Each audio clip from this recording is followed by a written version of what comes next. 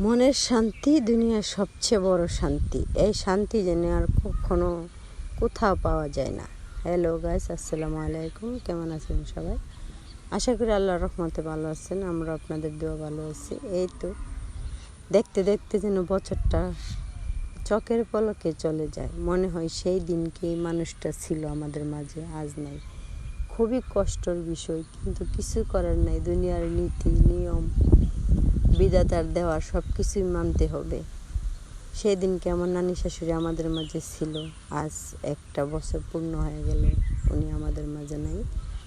তাই ওনার জন্য একটু দোয়া মাহফিলের জন্য এই যে তাবারক করা হলো। ভাবতে যে কেমন লাগে, পৃথিবীর সবাইরই একদিন এরকমভাবে ছেড়ে চলে যেতে হবে। ক্ষণিকের দুনিয়া আমরা আসছি, আবার চলে যাব, এটাই নিয়ম। তাই সবাইকে এই যে তাবারক বিতরণ করতেছি, সবাইকে দিচ্ছি, নিজেরাও খাচ্ছি। আলহামদুলিল্লাহ ভালো। আর এদিকে গাছের আম দেখেন, এবছর কি আর খাবো আম। গাছের মধ্যে এত পোকা হয়েছে, আম খাওয়ার মতো না।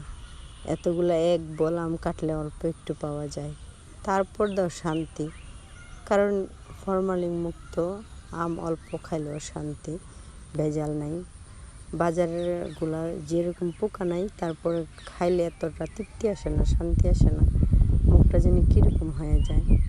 আর আমার ছেলে নারকেল পাড়ছে, নারকেল খাইলো, আর একটা আছে সেটা পরে খাবে। দেখেন তো আমগুলো কত সুন্দর দেখতে, কিন্তু পোকার জন্য খাওয়া যায় না। কেটে কেটে একটু একটু করে খেতে হয়, তার ভালো। আলহামদুলিল্লাহ, সব কিছু আল্লাহর দেওয়া, সেটা মানতে হবে। তাই মেয়ে মানুষের কি থাকে বলেন, কাজ আর কাজ, কাজ নিয়েই ব্যস্ত জীবন পার করতে হয়। আমি একটা আম ধুয়ে নিচ্ছি, এটার মধ্যে দেখলাম পোকা নাই, আমটা অনেক মিষ্টি। মাঝে মধ্যে একটা দুটো পোকা থাকে না, ভালো পড়ে, আর সবগুলা কিন্তু এক না। এই যে দেখেন কালারটা দেখতে কত সুন্দর, খেতে এরকম মজা। আলহামদুলিল্লাহ, যেরকম মিষ্টি। আর এই যেদিকে রান্নাবান্নার কাজ করতেছি, রান্না করতেছি পাঙ্গাস মাছ, কষান করতেছি। কার কার পছন্দ করেন তো পাঙ্গাস? পাঙ্গাস তো আমার বাচ্চারা অনেক মজা করে খায়, খুবই তাদের প্রিয় মাছ। যেরকম মাছের মধ্যে জাতীয় মাছ ইলিশ, আমি মনে করি জাতীয় মাছ পাঙ্গাস, কারণ বাচ্চা কাচ্চাদের জন্য পাঙ্গাসই ভালো, কাটা নেই। আর ছেলে দেখেন গাড়ি পরিষ্কার করতেছে, যেরকম গাড়ি চালায় এরকম পরিষ্কার ধুয়ে মুছে রাখে, ভালো। পরিষ্কার করে রাখাটাই ভালো। এই যে শ্যাম্পু দিয়ে গাড়ি ধুচ্ছে, শ্যাম্পু দিয়ে গাড়ি ধুয়ে তারপরে মুছে শুকায়া তারপর ওটা আলহামদুলিল্লাহ যত্ন করে, ভালো হোক। যেরকম যত্ন করে সেরকম ভালো থাকবে। আর এই যে দেখেন, এই জিনিসগুলো দেখলে ছোটোবেলার কথা মনে পড়ে। এই যে আমাদের পাশে তারা খেলতেছে পিচ্চিরা, আমার দেখে সেই দিনের কথা মনে পড়তেছে। আমরা তো একদিন এরকম করে খেলছি, সেই দিনগুলো আর কখনো আসবে না জীবনে। আলহামদুলিল্লাহ। এই যে দেখেন ছেলে বলতেছে আম্মু আমি পিঠা খাবো, তারপর নারকেল দিয়ে নারকেল পিঠা বানিয়ে দিচ্ছি, কারণ ছেলেদের ইচ্ছা পূরণ করার জন্য তো মা বাবা, তাই না?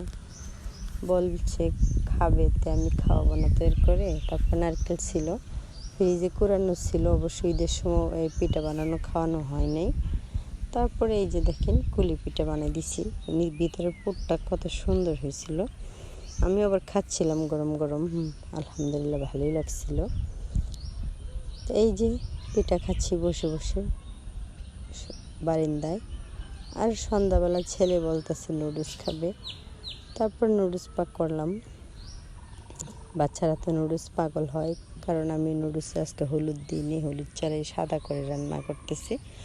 আমার মনে হয় নুডলস সাদা করে রান্না করাটাই ভালো, এরকম করে রান্না করলে খারাপ লাগে না। আর হাঁসগুলো দেখেন বিকালবেলা, হাঁসগুলো এরকম করে বেড়াচ্ছে। এখানের মধ্যে আমার হাঁসও আছে, সব হাঁস একসাথে মিক্সড হয়ে গেছে।